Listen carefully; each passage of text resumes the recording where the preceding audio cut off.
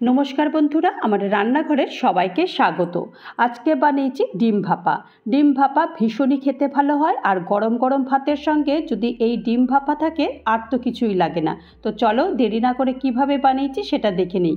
प्रथमेई आमी एखाने गैस अन करे सामान्य जल दिए चारटे डिम निয়েছি। चारटे डिमटाके एरकम फुटिয়ে निয়েছি, अर्थात एटा किन्तु आमी फुल फ्लेमे फुटिয়েছি एबं फुल फ्लेमे फुल बयल करते हबे। हाफ बयल करले हबे ना, मोटामुटी फुल बयलই এই ডিমটাকে সেদ্ধ করে নিতে হবে। ডিমটা এখন সেদ্ধ হয়ে গেছে, গ্যাস অফ করে দিয়েছি। এটা যতক্ষণ ঠান্ডা হচ্ছে ততক্ষণ একটা মশলা তৈরি করব। আমি একটা মিক্সিং জার নিয়ে নিয়েছি আর এখানে 2 চামচ আমি এখানে হলুদ সরষে নিয়ে নিয়েছি আর 2 চামচে আমি পোস্ত নিয়ে নিয়েছি। এটা মনে রাখতে হবে যে যতটা পোস্ত নেব ততটাই এই সরষেটা নিতে হবে। আর এখানে আমি হাফ চামচ মতো কালো সরষে নিয়েছি। কালো সরষেটা শুধুমাত্র একটু টেস্টের জন্য। আর এই 10-12টা মতো কাজু নিয়েছি, নিয়ে প্রথমে আগে গ্রাইন্ড করে নেব। গ্রাইন্ড করে নিয়েছি। গ্রাইন্ড করে নেওয়ার পরে তারপরে আমি আরেকটু কিছু উপকরণ দেবো।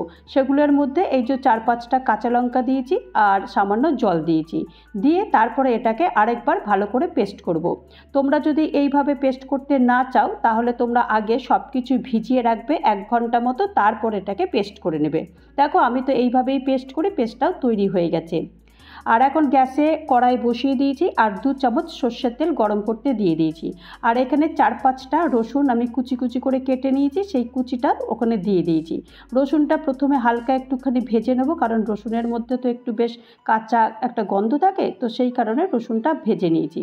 ভেজে নেওয়ার পরে তারপরে একটা মিডিয়াম সাইজের পেঁয়াজ এরকম স্লাইস করে কেটে নিয়েছি, সেই পেঁয়াজটা একটু দিয়ে দিয়েছি। আর পেঁয়াজের পরিমাণটা তোমরা তোমাদের ডিমের যতটা ডিম হবে ততটা অনুযায়ী তোমরা পেঁয়াজটা দিয়ে দিও। তো পেঁয়াজ দেখো একটু লাল লাল করে ভেজে নিয়েছি। ভেজে নেওয়ার পরে এটাকে এই যে টিফিন বক্সে রান্নাটা করব, তো সেই কারণে এই টিফিন বক্সে এই পেঁয়াজ আর রসুনটা এখানে প্রথমে সবার আগে দিয়ে দিতে হবে। দিয়ে দিয়েছি। দিয়ে দেওয়ার পরে তারপরে যে মশলাটা পেস্ট করেছি সেই মশলাটাও পুরোটাই দিয়ে দিতে হবে। আর এখানে আমি 2 চামচ মতো আমি টক দই আগে থেকেই ফেটিয়ে রেখেছিলাম, সেই টক দই দিয়েছি। আর এই 1-এর 4 চামচ আমি হলুদ গুঁড়ো দিয়েছি, হলুদ একদমই কম দিয়েছি। আর হাফ চামচ মতো আমি কাশ্মীরি লাল লঙ্কার গুঁড়ো দিয়েছি। আর সামান্য পরিমাণ আমি সর্ষের তেল দিয়েছি, এই ধরো 1 চামচ মতো। তো সব উপকরণগুলো দিয়ে দিয়েছি। দিয়ে তারপরে এটাকে ভালো করে বেশ মেশাতে হবে, কারণ তেল রয়েছে, দই রয়েছে, এগুলো ভালো করে না মেশালে যখন রান্নাটা তৈরি হবে তখন কিন্তু একদম ভালো টেস্ট হবে না। তো সেই কারণে এটা প্রথমেই সবার আগে বেশ ভালো করে এটাকে মিশিয়ে দিতে হবে। আর এখন একটু ওই দইয়ের বাটিটা ছিল তাতেই একটু পরিমাণ মতো জল দিয়ে দিয়েছি আর স্বাদ মতো নুন দিয়েছি আর হাফ চামচ আমি চিনি দিয়েছি। চিনিটা দিলে একটু সমস্ত খাবারের ব্যালেন্সটা বজায় থাকে, তো সেই কারণে এই হাফ চামচ মতো চিনি দিয়েছি। আর এরই মধ্যে আমি ডিমগুলো ছাড়িয়ে নিয়েছি, ছাড়িয়ে এটাকে 2 ভাগ করে কেটে নিয়েছি। 2 ভাগ করে কেটে নিয়ে তারপরে এখন ডিমগুলো এরকম এর মশলার মধ্যে পুরোটাই ডুবিয়ে ডুবিয়ে দেব।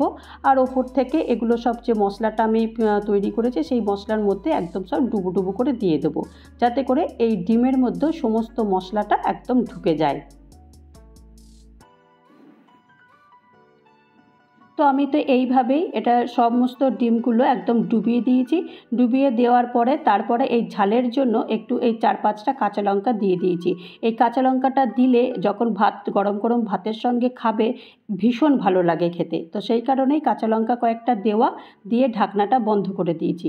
ঢাকনাটা বন্ধ করে দেওয়ার পরে তারপরে এটাকে আমি একটু কড়াইতে ভাপিয়ে নেব, অর্থাৎ কড়াইতে কিছুটা জল দিয়ে আগে থেকেই গরম করতে দিয়ে দিয়েছিলাম।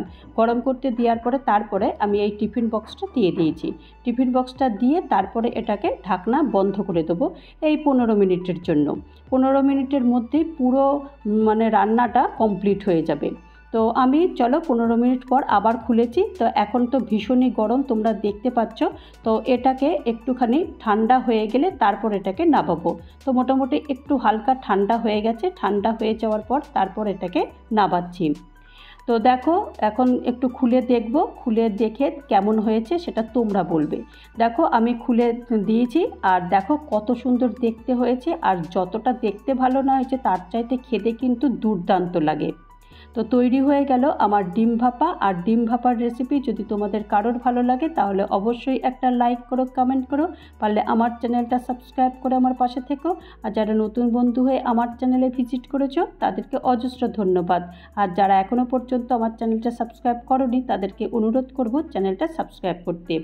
আবারও নতুন কোনো একটা ভিডিও নিয়ে তোমাদের মাঝে চলে আসবো। ততক্ষণের জন্য তোমরা সবাই ভালো থেকো, সুস্থ থেকো আর আমার চ্যানেলের সাথে থেকো। নমস্কার।